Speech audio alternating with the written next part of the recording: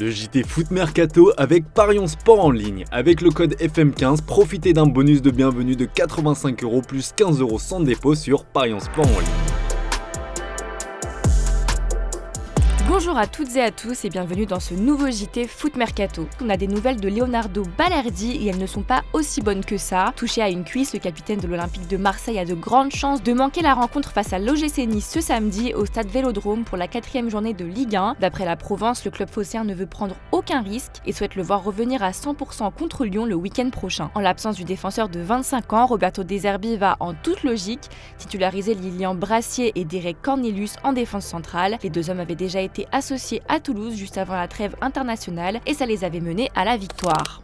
Dans le même temps, le coach a donné des nouvelles de Quentin Merlin et Valentin Carboni, incertains pour la réception des Aiglons. On a essayé de préparer de la meilleure des façons le match, il y a un doute pour Merlin. Pour l'instant c'est plus non que oui, on a récupéré Carboni mais il est incertain pour demain car il a eu un problème en sélection. C'est navrant mais c'est comme ça. Relancé sur le cas Eli Wahi, RDZ a également laissé planer le doute. J'ai un doute sur la présence de Wahi. Pour Mopé, on verra s'il débute. Koné représente l'avenir de l'OM, il est très doué, il s'est entraîné sans souci ces dernières semaines, on verra s'il commencera ou pas. La Ligue 1 reprend dès ce soir avec l'AS Saint-Etienne qui a tout intérêt à gagner son premier match du championnat face au LOSC. Premier derby de la saison avec l'OM qui va tenter de chercher les 3 points face à Nice pour se rapprocher de la première place. Première place détenue par le Paris Saint-Germain qui rencontre Brest ce samedi à 21h, avec pour objectif de continuer son sans faute.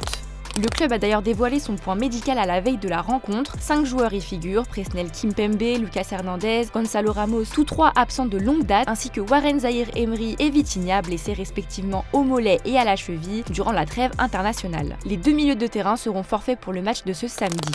Avec notre partenaire Parions Sport en ligne, vous pouvez parier sur PSG Brest et tout ça avec un bonus de bienvenue allant jusqu'à 85€ en plus de 15€ sans dépôt avec le code FM15. Comme d'habitude pour vous aider, les pronos de la rédac, Stéphane voit le PSG gagner mais sans clean sheet sur le score de 3-1, contrairement à Valentin qui s'attend à une victoire du PSG avec 2-0. Je rejoins mes collègues et je vois le PSG s'imposer 3-0. Et bien sûr pour le petit pari fun, je vous propose le PSG qui marque un penalty pour une cote à 3.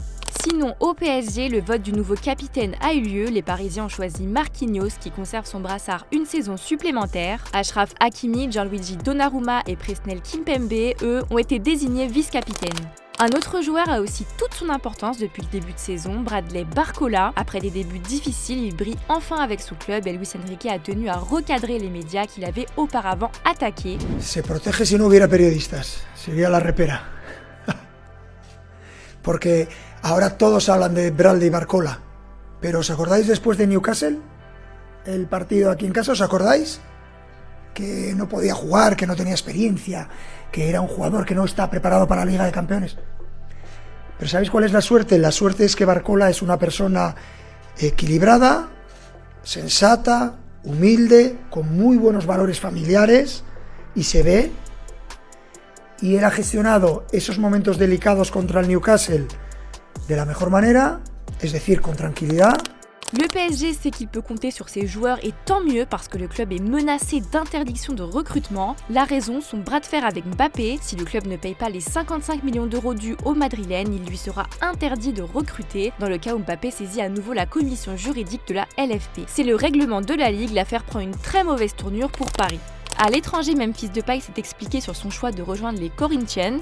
C'est une question intéressante parce que j'ai traversé le monde pour jouer au football dans un pays où l'on ne connaît pas grand-chose à la compétitivité. Pour moi, c'est simple, j'ai grandi aux Pays-Bas, je connais la compétitivité en Europe et j'ai joué pour de nombreux clubs, j'ai fait de la compétition, j'ai 30 ans et je me suis demandé que faire pour être heureux. Pour une raison quelconque, je suis ici aujourd'hui. Je crois que tout dans ma vie a un but. Il a ajouté, je pense que nous devons reconnaître d'où vient le football authentique. Beaucoup de stars du monde entier viennent du Brésil, nous connaissons de grands joueurs brésiliens.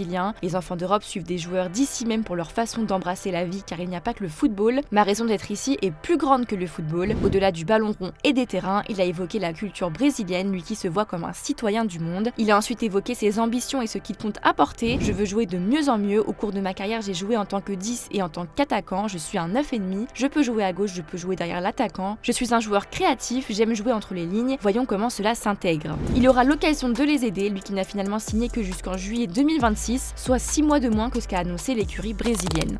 Pour Sergio Ramos, en revanche, son avenir est un peu plus flou. L'ex-international espagnol n'a toujours pas retrouvé le moindre club depuis la fin de son contrat au Séville FC. Il a néanmoins certaines préférences en ce qui concerne son prochain point de chute. D'après El Chiringuito, l'ancien capitaine du Real Madrid privilégie un départ du côté de la Turquie, des États-Unis ou du Brésil. La presse brésilienne rapporte que Vasco da Gama, Botafogo, Corinthians et Flamengo lui ont déjà fait une proposition. Les options saoudiennes et mexicaines sont exclues. À 37 ans, Sergio Ramos sait pertinemment que sa carrière est presque terminée. Reste maintenant à savoir dans quel club l'emblématique défenseur espagnol va poser ses valises après ses passages à Séville, au Paris Saint-Germain et au Real Madrid. D'ailleurs, les Merengues se déplacent ce samedi sur la pelouse de la Real Sociedad afin de combler leur retard de 4 points. Pour cette rencontre, Carlo Ancelotti devra se passer d'Aurélien Tchouaméni et de Jude Bellingham. Le Français et l'Anglais, blessés avant la trêve internationale, ont effectué leur retour sur les pelouses cette semaine, mais ils n'ont pas participé à l'entraînement collectif de ce vendredi. Le pessimisme règne également quant à leur participation au match de Ligue des Champions mardi 17 septembre contre Stuttgart. Yo creo que mañana no van a jugar porque todavía es un poco demasiado pronto meterle en el equipo. Han hecho solo una pequeña parte de trabajo con el equipo ayer y a ver en los próximos días si estarán disponibles en el partido del martes. En revanche, Eder Militao devrait être opérationnel pour le match de ce samedi soir. Le Brésilien pourrait même être titulaire. Enfin, Eduardo Camavinga, Dani Ceballos et David Alaba sont toujours blessés et à l'écart du groupe. En parlant d'absents, Erling Haaland ne disputera pas la rencontre de ce samedi qui oppose City à Brentford. L'attaquant de 24 ans a malheureusement perdu un proche cette semaine. D'après le Daily Mail, Manchester City l'aurait autorisé à prendre un jour de repos pour faire son deuil. Le Norvégien manquera sûrement au sien, lui qui vient d'être élu joueur du mois d'août en Premier League. Le Cyborg a parfaitement commencé la saison avec 7 buts en 3 rencontres de championnat. Il a inscrit 2 triplés et 1 but.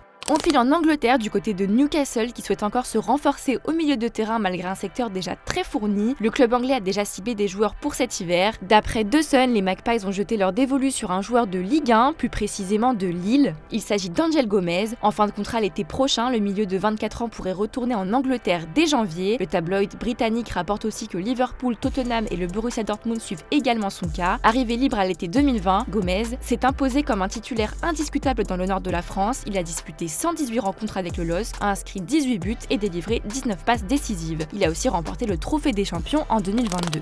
La Ligue des Champions est de retour la semaine prochaine et Opta, l'entreprise de statistiques anglaise, a donné ses favoris. Manchester City est la première équipe qui a le plus de chances de remporter cette C1 2024-2025 devant le Real Madrid. Le PSG n'est que 9e du classement derrière l'Inter, Arsenal, le Bayer Leverkusen, Barcelone, Liverpool et le Bayern Munich. Rendez-vous dès la semaine prochaine pour savoir si Opta a vu juste.